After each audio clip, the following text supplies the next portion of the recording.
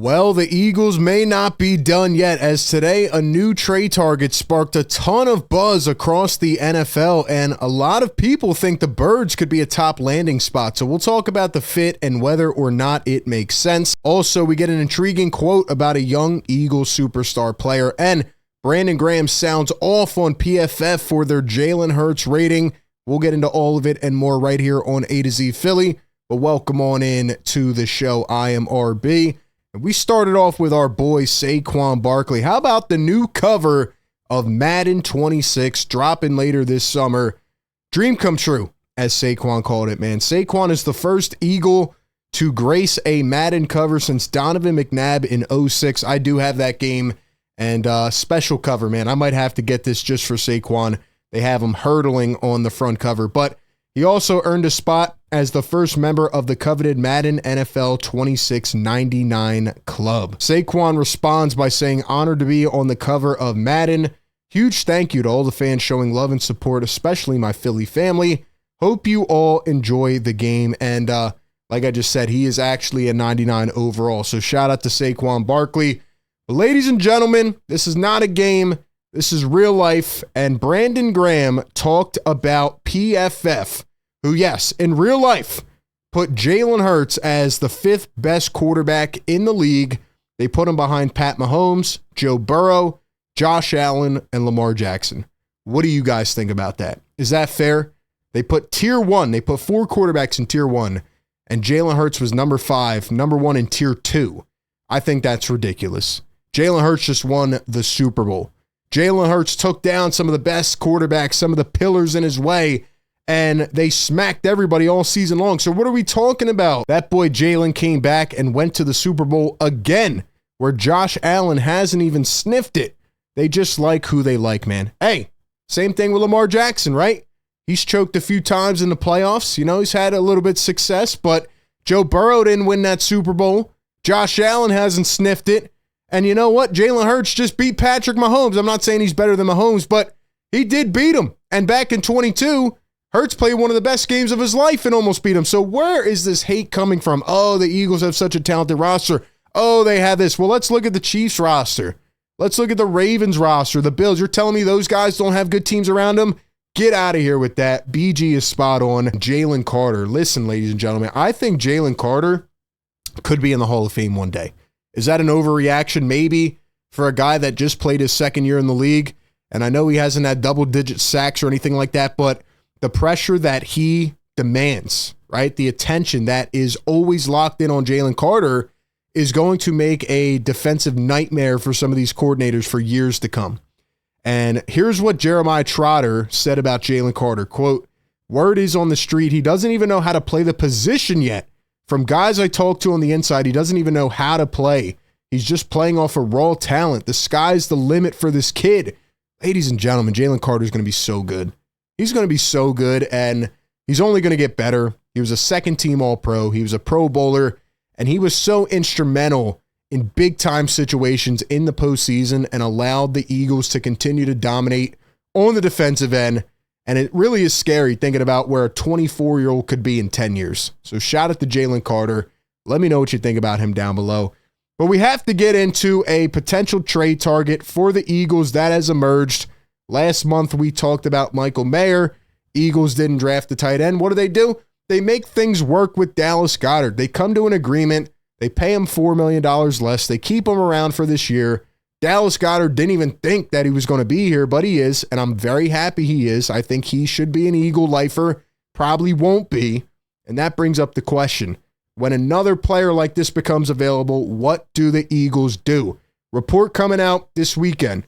Kyle Pitts is apparently available via trade.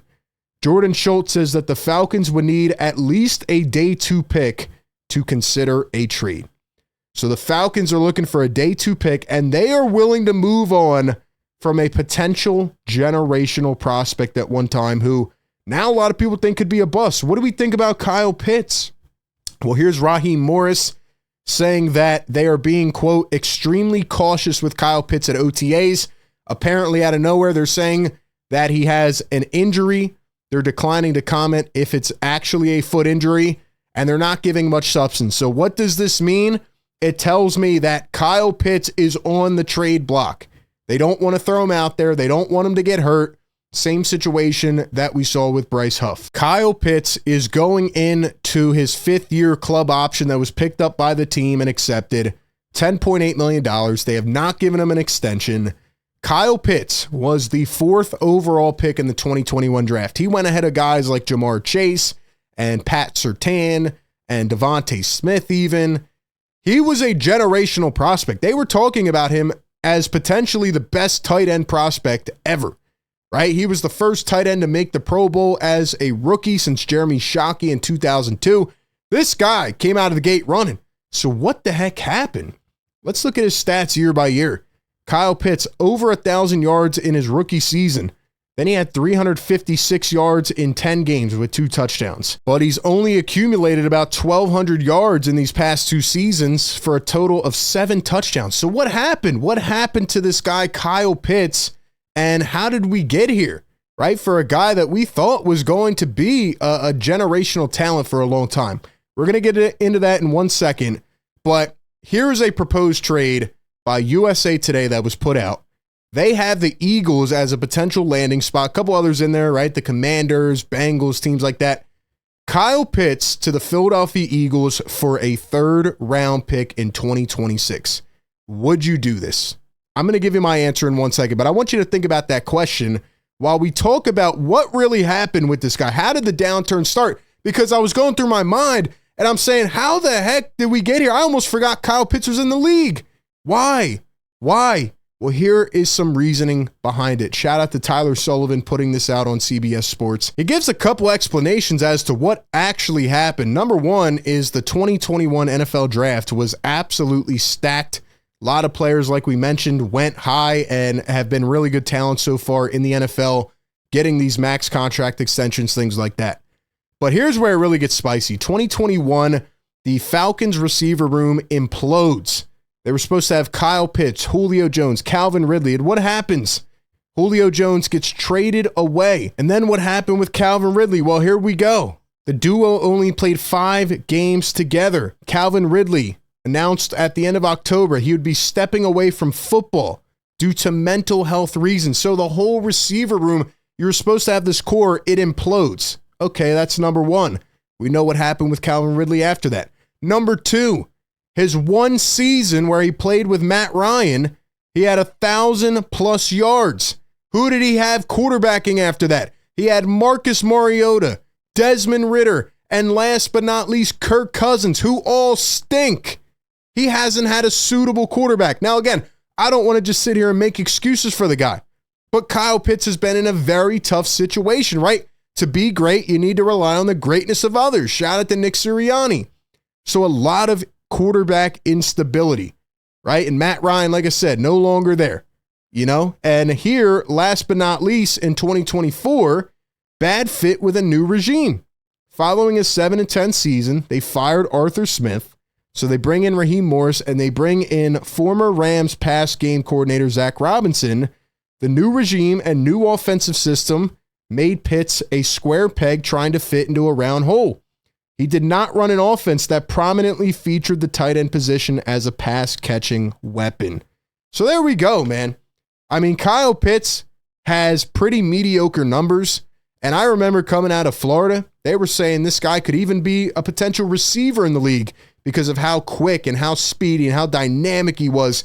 Even though he's 6'6", 250, this guy can really move, right? He can catch passes, he can break tackles and run all over the field.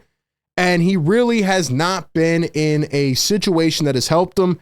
Partly, he hasn't helped himself as well, right? He hasn't developed into that guy. But I'm looking at Kyle Pitts, who, by the way, is from Philadelphia. He went to school in Pennsylvania. I don't know this for sure, but he's probably a lifelong Eagles fan. And if you're telling me the Eagles have to give up a day 2 pick, would I do it? I'd consider it. I surely would. Maybe Howie could work his magic, turn it into a 5th or a 6th-round pick, right? Because we all know if these reports are true, which it seems like there's steam building up here, they're not going to pay Kyle Pitts. So they're going to let him walk for nothing. Would they rather do that, or would they rather settle for, let's say, a 5th or 6th round pick? Of course they're going to try to get something back. They realize the experiment hasn't worked. The project has not worked, and he needs a fresh start. But at the same time, you look at the Philadelphia Eagles. Yes, they bring Dallas Goedert back this year. Amazing. Wonderful, right? 30 years old. Most likely, if Dallas Goedert plays pretty good this year, he's going to get a good contract extension elsewhere. The Eagles are not going to be able to match it, and he's going to have to depart and say his goodbyes. So what better way to bring in a guy who will be ready to step into those shoes and hopefully take over, who not only has experience in the league, was once touted as a generational prospect, but also is a Philly guy. It makes so much sense. This offense features the tight end position a lot more than that offense. Surely, not the number one threat or the number one option here, but I think it would do him well to play alongside better weapons like A.J. Brown and Devontae Smith. Now, on the other hand, you could say, why not just draft one next year? Why not just be patient, not give up anything, maybe try to sign him after next year? That's true. That could be an alternative.